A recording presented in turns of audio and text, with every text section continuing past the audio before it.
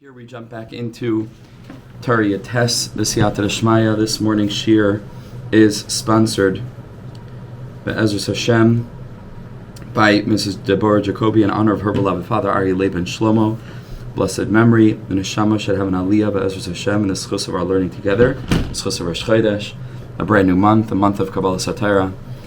And what a schus to be able to continue with Torah Yates, which is really teaching us how to be Mekabel the Torah in everything, and the letters of HaKadosh Baruch Hu's energy that are found throughout the world. And we spoke about this way of living, this way of eating, right? Like we learned yesterday at length.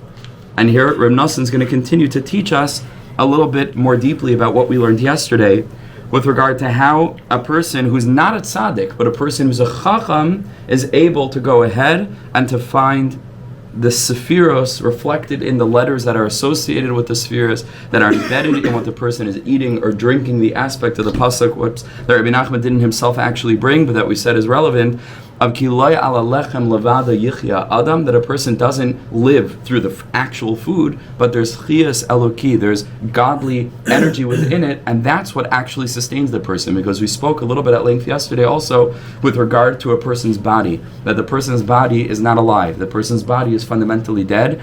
The enlivening that we experience through eating is simply this, that eating has the capacity to bond the soul with the body and to be able to allow the soul to settle more deeply into the body, thereby enlivening and bringing the body a little bit more energy and vitality. And that's what happens when we eat.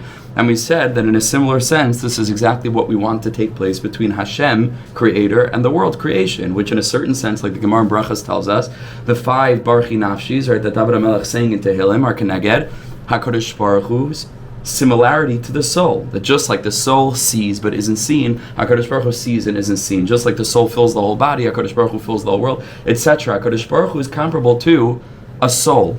And when a person eats, if we do so intentionally, we have the capacity to trigger and to channel down the soul of the world, that it should become more bound heavily with the world. And that's certainly true. Hevili matamim, Yitzchak says to Yaakov Avinu, to Esav, to bring me matamim, those things that I really want to eat.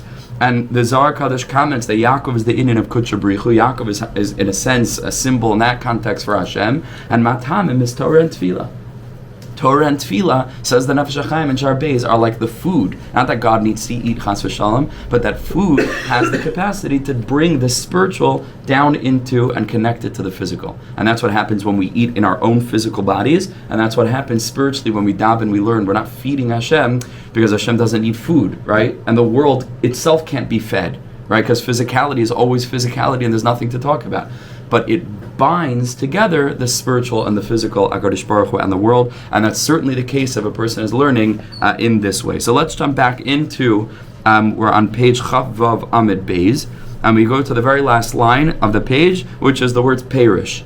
Perish, says Rabbi Nosson, he explains in a little bit more depth what Rabbi Nachman had already taught us yesterday. Perish, what this means is that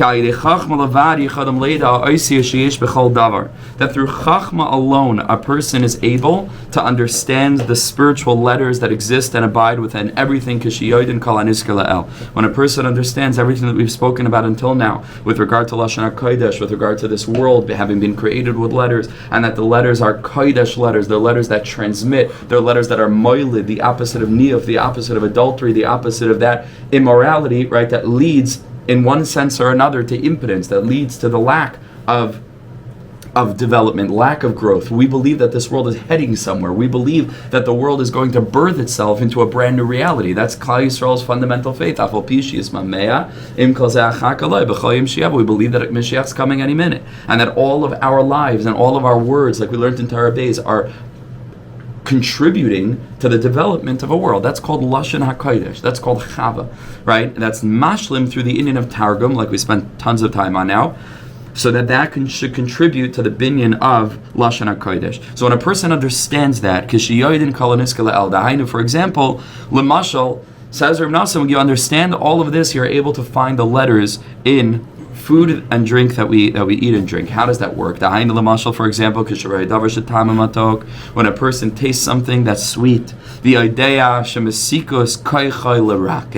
and a person understands that something sweet is an aspect of, is the same bechina as something soft, right? Because what soft is to the sense of touch, sweet is to the sense of taste. Those two things are bound together. It's a certain energy, the same energy, which is an incredible thing, because ma kesher is a taste to a feeling. Only a person who approaches the world through the lens of Ein Od Milvadai, right, of Shema Yisrael, Hashem Elokeinu, Hashem Echad, Memela, we assume, just like, by the way, science assumes coherence in the world. Right? Without coherence, there's no point of studying anything. If we didn't believe that there were rules, right, that undergirded all of creation, so then there's a mathematics. There's an assumption that there's a coherence, and we can figure that out. We can figure out that language. And over here, Rabbi Nachman expands this to say that even completely disparate and separate phenomena have to be bechinas one another. That's what Rabbi Nachman is. The whole Torah is the consciousness of bechinas, because Rabbi Nachman is trying to bring us into the mind space of links. He's wanting to show us in the most abstract of ways how everything is connected, one thing to the other, and that manifests the reality of Umala Aretz Deas Hashem. The whole world is saturated with the singular light of HaKadosh Baruch Hu. And how could that be? On the one hand, you have something that tastes sweet, on the other hand, there's a sensation that you feel with a completely different part of your body, with a different sense, and that feels soft. It says the Rebbe, soft is bechina sweet. These two things are connected. How are they connected? Because both of them are manifestations of the sphera, he's going to say, of chesed. And that means that a person, in a certain sense, encounters HaKadosh Baruch Hu through the midah of chesed, sometimes through something that tastes sweet, sometimes through something that feels soft. And these two things are connected one to the other. Now, if you have a cake that's not frozen like our cheesecakes, we hope that by the time Hallel's davening's finished, they'll be soft. But when a person has something that's soft and sweet, gewalt, right? That's like mamish chesed shebechesed. And a person's able to have these kavanas as they're eating, and then it's not simply, it's an experience of chesed shebechesed. Chesed doesn't exist. The spheres are themselves keguf b'lai neshama, right? When HaKadosh Baruch Hu's singular energy is nistalik chas v'shalom from the spheres are nothing. They don't exist. So that means that I'm encountering Hashem. That's the point, and it's so immediate. When a person tastes something sweet, they are encountering the divine. You can't say that they have Hashem in their mouth, right? It's not the same idea, but there's the manifestation of the felt presence of the Shekhinah. And a person can eat in such a way. And if a person eats something bitter or sharp, that's the aspect of the sense of feeling something that's hard, right? Or something pokey or something like this. That's the energy of Gevura. And a person can know how to use mamish the different parts of their tongue which are sensitive to different tastes, as you can tell us, the whiskey, the tasting, right? Is that true? The 5 different tastes. So you think it's stam, there are 5 different tastes. This is keneged, the 4 letters of Kutcha B'richu and the Kutza Shel Yud. And if a person understands all the different elements, it's unbelievable. It's HaKadosh Baruch Hu outfitted us to encounter Him in every single possible kind of way. It's an incredible thing. That's what Rabbi Nassan is telling us over here.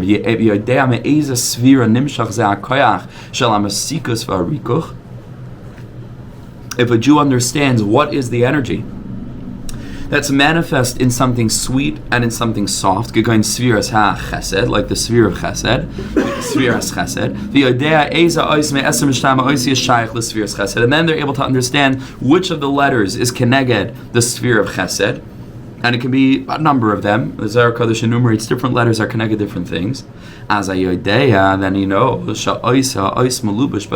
that, for example, the letter Samach, right? Samach is the energy of Chesed. Soymech Hashem l'chol ha'noiflin. It's a letter of support. It's a letter that's the shape of the ring, right? Of Hariyat Mekudeshes, is the bechina of marriage, is the bechina of bonding two things together, right? It has no edges. It's all round and soft around all the edges, like we've discussed in the past. The Mem and the Samach Shebeluchas. Mem is Gevura, right? Samach is Chesed, Harsina, Harabayis, etc., etc., etc.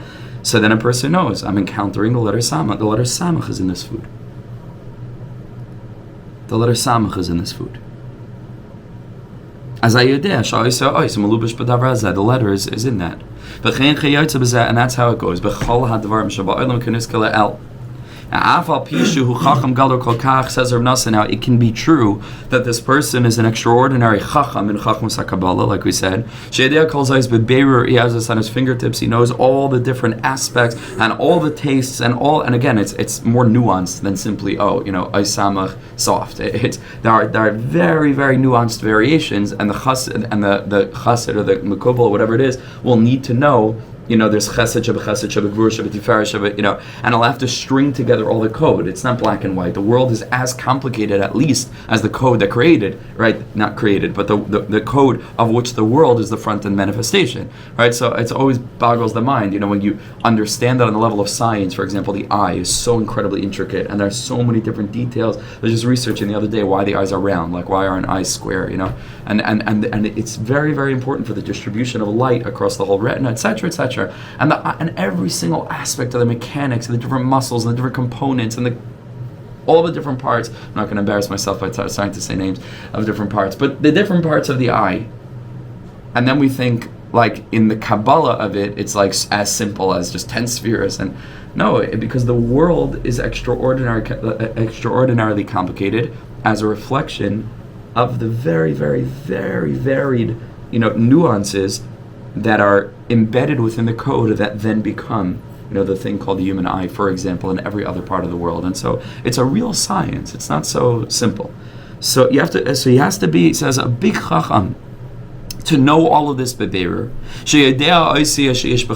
who knows the letters within everything. Says Rav Nosson, don't be fooled, because the Rebbe, remember I told you yesterday, the Rebbe writes the words v'chal chacham pashat. Right, just the simplest chacham, says Rav Nosson. What Rabbi Nachman's chacham pashut is, a person has to be an absolute expert in the entire corpus of Kabbalistic teachings, and then he also has to be an absolute expert in the chachmas of nature and all the different yisodos, all the different components, which is the way that science worked pretty much, the Middle Ages all the way up to the modern age, pretty much, right, where you dealt with the different elements that contributed themselves to the creation of a particular object: air, fire, earth, water, and so on. So he has to be an expert. Kamuv l'maskel, as anybody is wise understands. Right,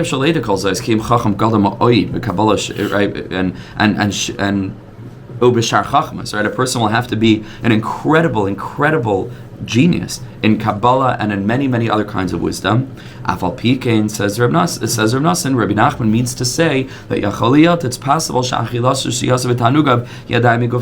It's very nice to know it, but it's much, much, much more difficult to activate these things when you're actually engaged with it, because you can know all the information in the world. But the question is, can we bring that down l'uv de l'maisa when we are eating?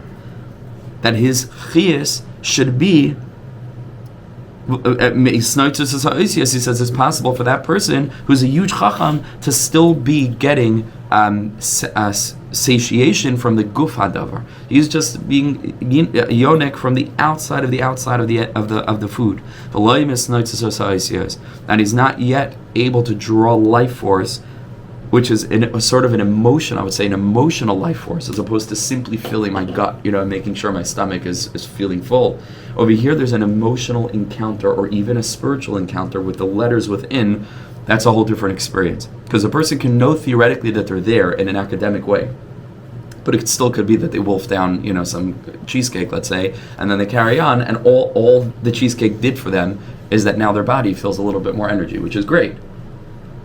But the Rebbe says, in order to be able to draw sustenance on a deeper level of our experience, which isn't just the nefesh, which is the body generally, but the ruach, which is our emotions, the neshama, which is our spirit, then a person has to be in a certain frame of consciousness to be able to understand while they are eating that actually they are coming into direct contact with the divine. And that HaKadosh Baruch Hu is present in that experience. Then it was a whole different experience than just simply sitting down to lunch. Right? It was an encounter with HaKadosh Baruch Hu. Says Rav Nosson, that's deeper. That is only possible when a person is generally living an entire life of Lashon HaKodesh, where they have successfully, like they say, the penny dropped, and there's a moment, like even they speak about in the Lavdal and the Eastern traditions, a person could be meditating, hearing all teachings on non-duality and Hinduism and Buddhism and things, and then there's one moment where literally like everything shifts and like you actually start to see the world that way, and it happens. It happens because you could read a lot of things out of sefarim and books, or even hear people giving SHIURIM or learning. But then there's a moment where we actually begin to see the world this way. And then everything changes. Everything changes. And that's a moment of transformation as opposed to education. It's not learning information. There's a transformation. So when a person is living out of that consciousness, when a person is living a life of Kedusha and Tara, that means a person who's living life mamish for HaKadosh Baruch Hu in a way that is molid, meaning in a way that's contrary to the taiva of Mishkal, which, like we said before, means pgam habris, that a person is in some sense engaged in activities in one way or another that are reflective of a wasteful energy. Whether it's with a person that they shouldn't be with, whether it's stam by themselves, there's an element of waste, there's an element of batala. And that contributes to a general worldview where a person starts to take themselves less seriously, meaning it's only natural that if a person is engaged in an experience that's fundamentally founded on waste, that they're going to feel wasteful about themselves. And that's why these experiences cause such a lack of confidence. There's a reason for it. Because it's just a mirror imaging of what the actual activity embodies. So of course then we feel terrible about ourselves, because then we feel like we don't matter, because we're engaged in an experience that doesn't matter. That's very deep.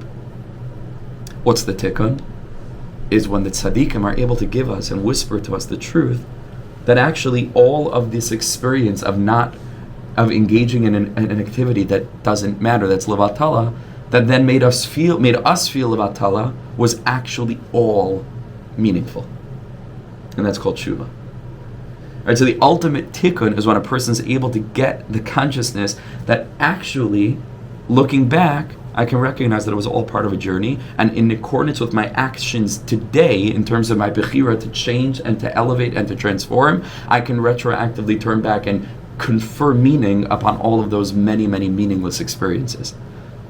And that it contributed to a low self-esteem in oneself, that a person feels themselves wasteful, can actually be seen as part and parcel of getting close to HaKadosh Baruch Hu, because it produced a certain sense of shivron leiv, that then enables a person to be in a bechina of David HaMelech, of tzama nafshi l'lekim l'kal chayai, and nafshi ka'eretz ha'yefel l'chasela, etc.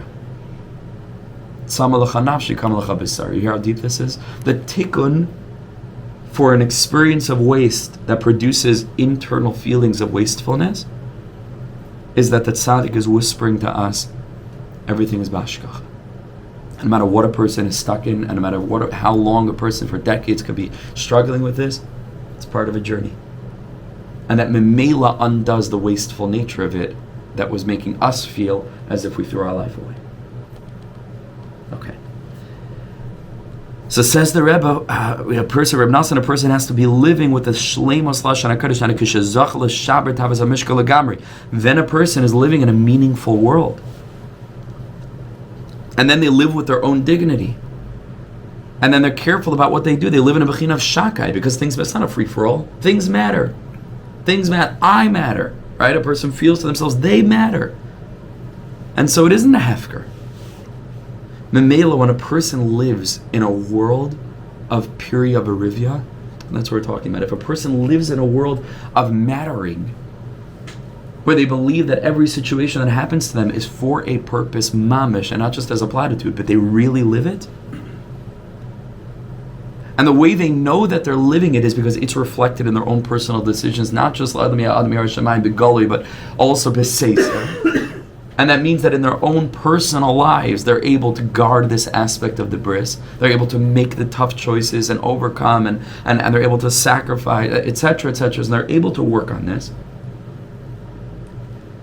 So then, Gewalt. Then such a person is mamish living in a world of meaning and periver of Lashon HaKodesh. Memela, their lunch is going to be a different lunch. Because a person who's saturated with an experience of zera that's not levatala, right, who believes that this world is mamish full of meaning, then their lunch is full of meaning. It's much deeper than just the goof of things. Going back to what Rabbi Yehuda said in the very beginning, which is very beautiful, they don't objectify life. In the same way they don't objectify women. In the same way they don't objectify themselves and see themselves as a goof. Because to the extent that a person sees themselves as a goof, causes them to see others as a goof, is going to cause them to see their lunch as just the goof. But if they themselves are in a world of chava, this world is chava, this world is the communication of HaKadosh Baruch Hu. It's Hashem giving us the battle plans. HaKadosh Baruch Hu sending us out into armed conflict. But the pasuk says, Dabar echad ledar. Each generation has its dabar. And in that context, dabar means a king. And it's the lashon of dibor. Dabar echad ledar. King is called the speaker, because Rabbi Nachman is going to tell us elsewhere, all of his edicts, right, and all of his commands are that's his whole power, is that he has the ability to speak and people listen. That's the whole power of a king. Otherwise, he'd not be a king. Is all through dibur. You can have a king who's mute. So how's he leading? How's he, imagine a king who can't write and can't speak. So what is he king? It's all through dibur. Because it's all through spirit that manifests. And HaKadosh Baruch Hu is the spirit, the ultimate infinite spirit, who is manifesting through his communication. That communication is called the world. And a person who approaches the world that way sees themselves differently, sees their food differently, sees others differently, sees circumstances differently. Everything is beseder, because everything is a message. And people can really, really live that way. You can really live this way. A message. Such a person, who through engaging with the targum, so to speak, of Olam Hazeh, they sense the Lashon HaKodesh beyond it, and that's the Shleimus Lashon HaKodesh. That brings up the Klipas Noiga, like we learned, into the Bechina of Chashmal, into Kedusha. Such a person encounters the letters and everything. Zehat Tzaddik. So it's only this kind of person. And again, Rabbi Nachman he wasn't describing tzaddikim for us. In Sefer Naim L'Melech, which Rebbe was talking about the other day, it's called Sifrin Sot Tzaddikim. Every other piece is about the tzaddik. But the levels are so extraordinarily beyond us that you learn it, and it's sweet to know. There were levels like this. I want to tell you, Rabbi Nachman wants to turn you into a tzaddik. It's a completely different thing. In Breslov, it's not there's the Rebbe and there's Hasidim. The Rebbe wanted to turn each and every Chassid into a Rebbe.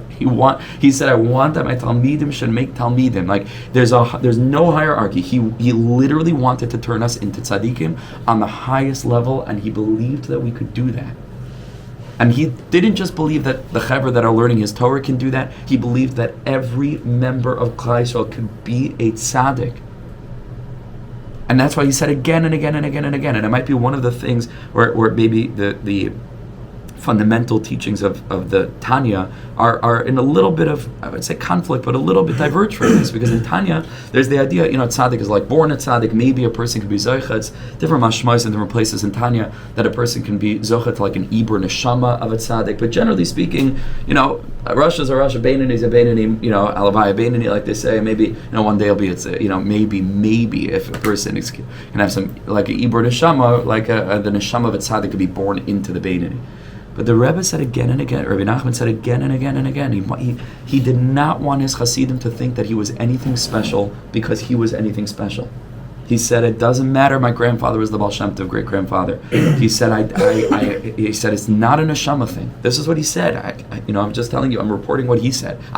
There's a part of me that doesn't believe it, but this is, but this is what he said. He said, everything that I was zeicha to was through my own effort. And he said, mostly through tefillah, by davening and pleading with HaKadosh Baruch Hu, let me be a vessel for you. But be'emes l'shma. He says, that's how I came to my madrigas. He says, if you follow my advice, you could become a tzaddik. These are his words. Kamayni mamish. That means that all of us could be producing Likutei Moharans.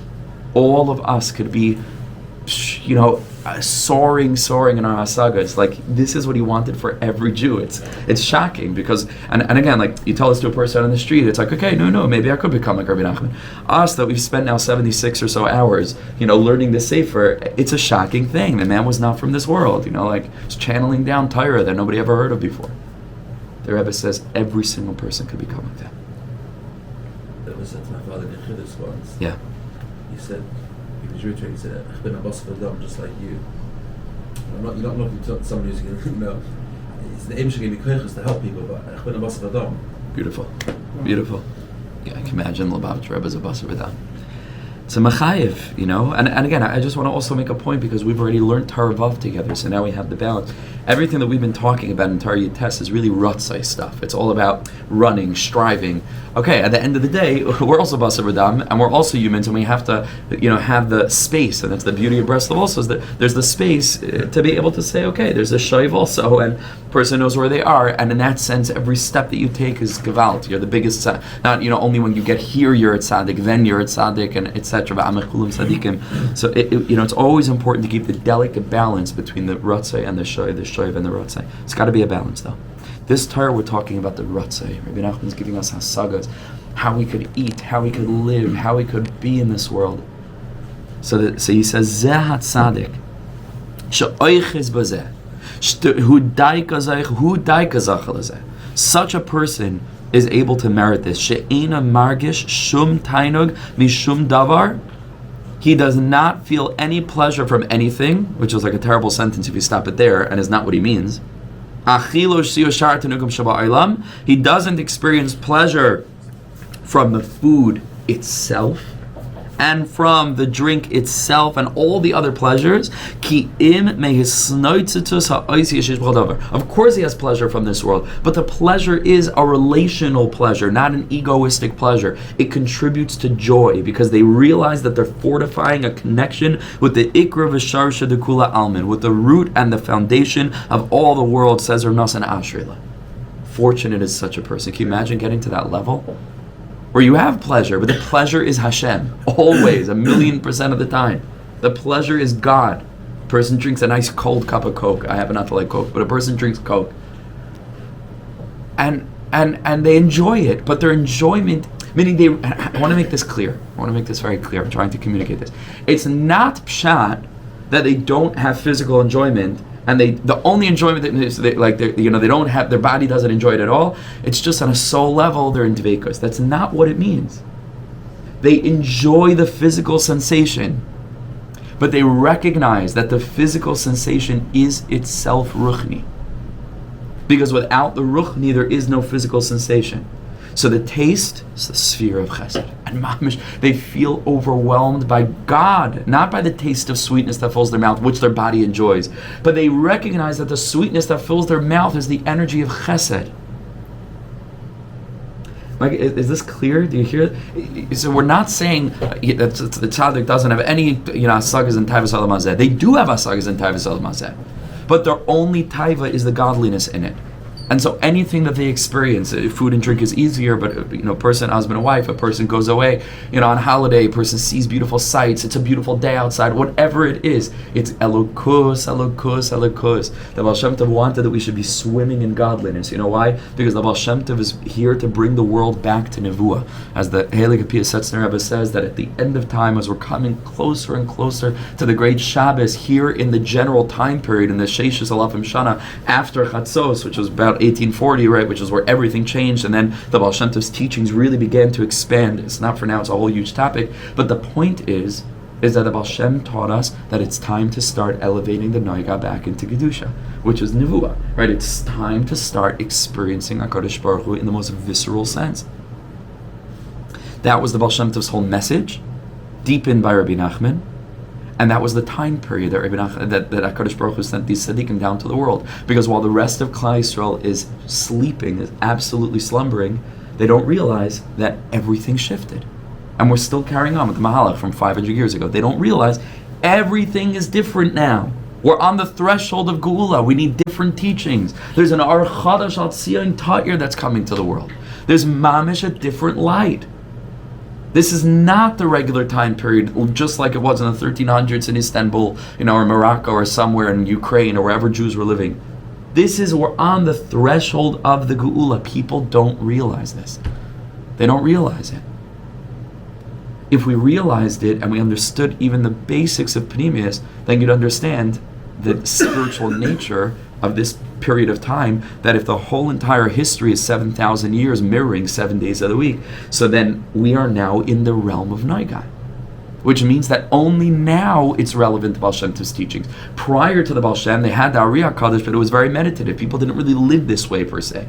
Maybe it was the Bechin of Chacham, and even then they were great tzaddikim, but it wasn't for that Moharan. It wasn't like the proliferation of us eshpoich ruchi al kol basar, the pasuk says. HaKadosh Baruch Hu said, as we come close to Mashiach, the Spirit will spread out over everyone. That's the Baal Shem Tov. Moshe Rabbeinu was nesnaba about such a time. Reb Tzadok HaKohen says in Tzikas Tzaddik that Korach was right. He says Korach was really right. Korach was a big tzaddik. Korach was a one of the Gedolei Hadar. What was Korach's argument? Get rid of the hierarchy, because everyone should be the leader. And something similar to Eldad and Medad, right? Or Misnaba ben Bachane. And then Yeshua came running in and said, it's a terrible thing. You're not the only Navi anymore. There's people having Nebuah. And Moshe Rabbeinu was like, great. Meet in Kol Am Hashem. It's great. The whole Klal Yisrael should be. Says Reb Tzaddik, what was Korach's error? It wasn't the right time for that yet. He thought that they were mamish going to bring Mashiach. But Reb Tzaddik says that there will be a time for that. And if you listen carefully to his words, why is he telling us this? So why is he bringing back Korach's mistake to make us think now that because a little bit, it's not black and white. We are slowly but surely, very slowly and very surely, like the sunrise, or in this case the sunset, say as we're getting close to Shkia, and then the beginning of a new halachic day, which is Shabbos Kodesh. You have to recognize we're on the threshold of the Geula. Mamish on the threshold of it. There's going to come a time where slowly but surely the dynamics shift and we move away from leaders and followers, and the cup overflows, and every single member of Klal Yisrael is able to live in this way. Why now? Klipas Naiga. It's time to elevate the mundane. It's time for even simple people to manifest their kedusha. That was the Baal Shem Tov HaKadosh, to bring back prophecy, so that all of us could live in the consciousness of Umala Aretz Deya as Hashem Kamayim Liyamachasa. It's for all of us. Okay, check out the most wild remez. This is something out of this world. Says the Rebbe, V'zeh b'chinas, the pasuk says, Yishlach ezercha mikodesh, right? Send out your help from the holy place, umitzion yisadaka, and HaKadosh Baruch Hu will support us, will satiate us from Tzion. Says the Rebbe, listen to this. V'zeh b'chinas umitzion yisadaka.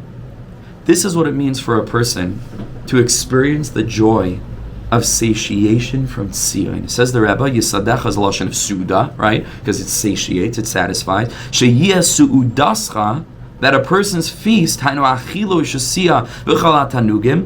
a person's eating and drinking really, which are a symbol for all different kinds of pleasures. You know where we should get that from? Mitzion v'simon ha'oisiyas. They should come from the tziyunim. Tziyun means like a sign, right? Like a person, chas v'shem is nifter, right? And we refer to the burial place as it's Tzion, right? Why it's Tzion? Not because of like Zion, although it's very deep, that tzaddikim, their kfarim are also Kedushas Eretz Yisrael, or Nachman says elsewhere in the Likutei Moharan, which is why from a Breslover standpoint, there's no problem leaving Eretz Yisrael to go to Uman for Rosh Hashanah, because Rabbi Nachman says the whole place is Eretz Yisrael. So meaning from the Breslover standpoint, that conversation doesn't begin. Because in as much as a person believes that Rabbi Nachman said to come, he also believes that Rabbi Nachman taught, that the grave is site and the Dalet Amos, whatever it is itself Kedushas Eretz Yisrael. So it's not, anyway, separate shmuz, because can't really understand something unless you're on the inside of it. Then you fully appreciate the big picture of, so of course an outsider is not going to understand Uman Rosh Hashanah, because you don't understand anything to do with Uman, anything to do with Breslov, anything to do with Panemius, etc. So of course, it's very hard to have a conversation. It's like, okay, I'll have to sit with you for 10 years and teach you, and then we can talk about Uman. Otherwise, it's going to be impossible for a person to understand, which makes this whole thing very difficult, and it takes a lot of strength and doing what's right, and that's it. Okay. Anyway, whole pitch for Uman. But anyway, the point is, it's called a Tzion because it's a Tziyun, right? Meaning it's a mark, it's a sign. So says Reb Nassan, what says Rabbi Nachman? What are the signs? Signs are letters. Hamatsuyanim umusumanim b'chol davar. The letters that are symbols for the spiritual energy within everything. Because the taste of a thing and the smell of a thing and the appearance of a thing are just symbols for the letters, which are themselves symbols for the spheres, which are themselves symbols of different manifestations of the one. So that's pshat. How are you going to get to umitzion yisadeka? That a person's satiation, their su'uda, yisadecha, should be from the tzion, should be from the letters? Yishlach ezrecha mikaydesh. You have to, this is out of this world. Ezrecha zebechinas esalei ezer kenegda. Ezrecha's chava. Is that unbelievable? Is HaKadosh Baruch Hu creates for Adam Rishon an ezer. Bechinas chava. Ezrecha mikaydesh, says Rabbi Nachman, is Lashon HaKodesh. Chava is Lashon. Chava is Malchus, Dibur. Mikaydesh is Lashon HaKodesh. Ezrecha is the Ezer Kenegdai, which is Chava Mikaydesh. Hainu Lashon HaKodesh. No, we're not done yet. Edgar, he's already falling off his chair. We're not done yet. Listen to this Mikaydesh. Bechin is Lashon HaKodesh. V'zeh Yishlach Ezrecha Mikaydesh is Sofet Teves Choshech Shu Bechinas Tardema, which is the slumber and the nighttime that HaKadosh Baruch Hu put Adam in, which is Gematria Targum, Shu Bechinas Targum She'ikr Shleimus Lashon HaKodesh Al Targum. That in order to get the aspect of Yishlach Ezrecha Mikaydesh, which is Chava, right? Ezrecha's Chava, Kodesh is Lashon HaKodesh. The only way to get that is through Choshech, which is Tardema, which is Targum. That's the thing with Rabbi Nachman's Chidushim, is that he's not giving remazim to ideas that everyone knows. Like you found this Chazal in a Sefer Teva somewhere. He first creates a brand new construct that nobody ever heard of before, and then he shows remazim, which are only relevant in the context of everything else that he himself revealed. It's pil'ei pla'os. If a person doesn't know or have experience with many other kinds of svarim, you can't fully appreciate it. But if you've learned other svarim and then you've learned this, you know the difference. There's ein davar kazeh ba'olam. Mamish. It's a strange thing. Sofet Teves Choshech, and Bechinas Tardema, Bechinas Targum, She'ikr Shleimus Lashon HaKodesh is going to be Al Yidei Targum K'niska Le'el. Ukashiyesh Shleimus Hazeh, Al Yidei Zeh, Umitzion Yisadeka. And that's how the whole pasuk comes together. When it's Yishlach Ezrecha Mikodesh, when it's the Bechina of Ezrecha Ezer Kenegdoi Chava, which is Lashon, right? Because Yom Liyam Yabiyah Emer V'Layla Layla Yechave Da'as, Ezrecha Chava Mikodesh, Lashon Kodesh, which is itself built up through the Sofet Teves of Yishlach Ezrecha Mikodesh, which is Choshech, which is the Tardema Gematria, same Gematria as Targum. Then, when a person's living that lifestyle, go back to the beginning of the pasuk. So Rabbi Nachman always darshans the end on the beginning, because Rabbi Nachman sees the world as olam hafuch. He's always starting from the end and going back to the beginning. Which is the beginning of tshuva also, without getting to the depth of that. Then umitzion yasadeka. Then a person's su'uda, what the person will be yonik from in eating, is from the tzion. Tzion is also gematria Yosef. Yosef is the symbol for tikkun habris, because it's all reliant on umitzion yisadeka. And that's the that's the kesher. That's the kesher between the end of the pasuk, which is Yishlach Ezrecha, the beginning of the pasuk, Yishlach Ezrecha Mikodesh, which to live in a world of Lashon HaKodesh, we said, is to live in a world that's the hepech of pgam habris. Because that's the element that was missing. The element that was missing was Shmiras Habris. Otherwise, you have, being satiated by the snotzutus of the oisios of the letters, and then the second half talks about Lashon HaKodesh. But where's Shmiras Habris? The answer is Umitzion Yisadeka is Yosef. Yeah. Before Chava is taken out, split out from Adam, he names all the animals. Right. As Chava's part of him. Mm-hmm. So the ability to see the letters. Oh wow, beautiful. Psh, that's very deep. Through the Chava that was part and parcel of him. And then he has to name Chava. There's a lot there. Okay, good Chodesh, thank you. I'm sorry for the late start, but I hope, Baruch Hashem, we all enjoyed, and I'm wishing everybody the most amazing month, full of Kabbalas HaTorah, full of closeness to Hashem. That's your Hashem. I'll just say one other thing before you end the meeting. I'll just say one other thing with the last minute. it's a bit of a bigger topic. I'm going to be mekatzer very, very much because we just have one more minute. We have to daven. We get to daven. Ashreinu. In Breslov, there's a Torah Shabbat Peh. There's an oral tradition in Breslov. There's a Torah Shabbat Ksav, Kiviyachol, right, in Breslov, which is Likutei Moharan, and Likutei Halachos, Likutei Tfilas, Chaim Aran, Sichas Aran, Sipurim Maaseh, Sefer Amidas, etc., etc. That's the whole corpus of. And then there's the Torah Shabbat Peh. There are things that are said over and passed down throughout the generations. Much of which, more recently, much like in the Shalshalos of actual Torah Shabbat Peh, has begun to be written down. There's 3 volumes of Siach Sefer Kodesh. There's a sefer called Koich Ve'ar. There's other Svarim that sort of brought the Torah Shabbat Peh of Breslov and put it into writing. But then there's the esoterica in Breslov. There's the hidden, mysterious writings in Breslov that Rabbi Nachman requested not to be revealed. There are a number of stories that Rabbi Nachman taught only to Breslov Hasidim, and he said they should never been written anywhere. And even that, we're in a dar where everything is hefker, and even that, the academics, of course, that's what they want to know. So they got their hands on it, and now you can find it, not so easily, but you can pretty much find it, at least in books, if not online. One of those svarim, one of those sipurim, is called Maaseh Milechem. It's a hidden thing, just for our chaver. It's called the story of the bread. You can't find this. It's not written down anywhere. Rabbi Nachman said only one person in every generation needs to guard it, and it needs to be passed along. Without going into the whole thing of it now, I'll just tell you the basic gist is that, because now in this dar we absolutely need it, just like all esoterica, just like all mysteries, we need it to live. But it's mamish this. Rabbi Nachman had a vision of himself, which is why it was so controversial.